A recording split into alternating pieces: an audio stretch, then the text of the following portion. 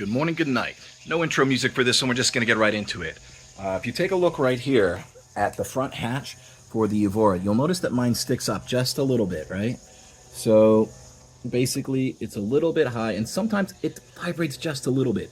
So I read online on the forum that you can adjust it with the bumpers underneath there, but actually it might just need to be pushed down harder, that there's sort of two latch engagements. So we're going to give this a try.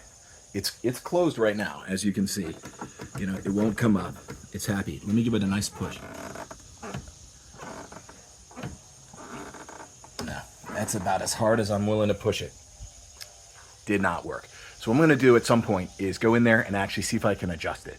Here's what it looks like right now. You can see that it's a little bit above. I can push it and hold it, but it won't close there, even with some good force. So I'm going to see if I can get this to go all the way down.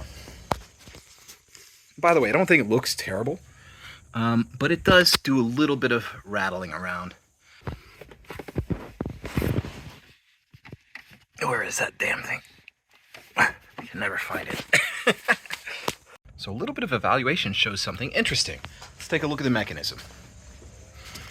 So the mechanism, as we see here, has two clicks.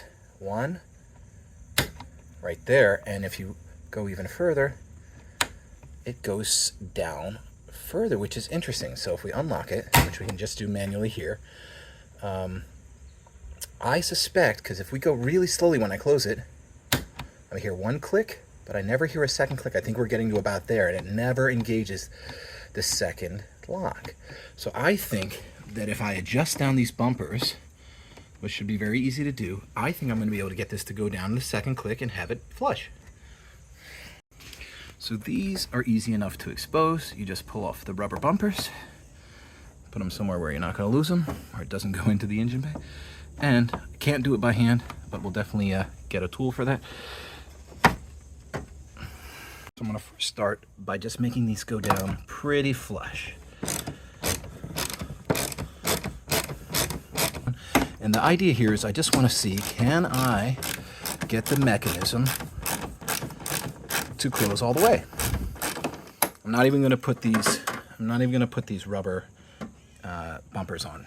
Let's see what happens now. 1, 2, look at that. Whoa. Hello.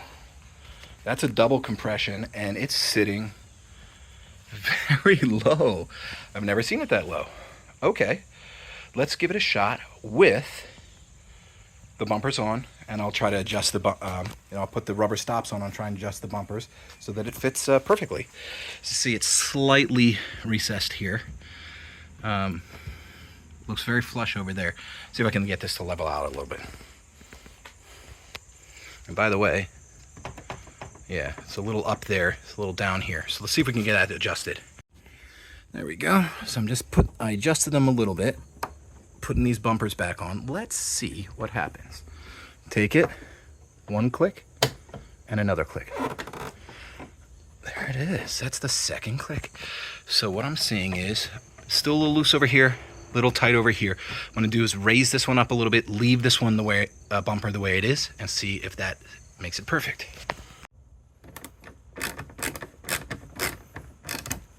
Just a little bit. There we go again. One click and one more. There it is. I'm gonna go up a little bit more over here. I'm gonna keep going and still, I may adjust that one up just a touch. We'll see, keep going. All right guys, I've got it nice and super flush over here and it doesn't rattle at all just by adjusting the bumpers. Let me take a look at it from the inside. Well, you have to ignore my junk in the background, but if I take a look at it across the top, super flush, and it's not going to vibrate, and it's even, gives me marginally better visibility right out the front. So pretty cool.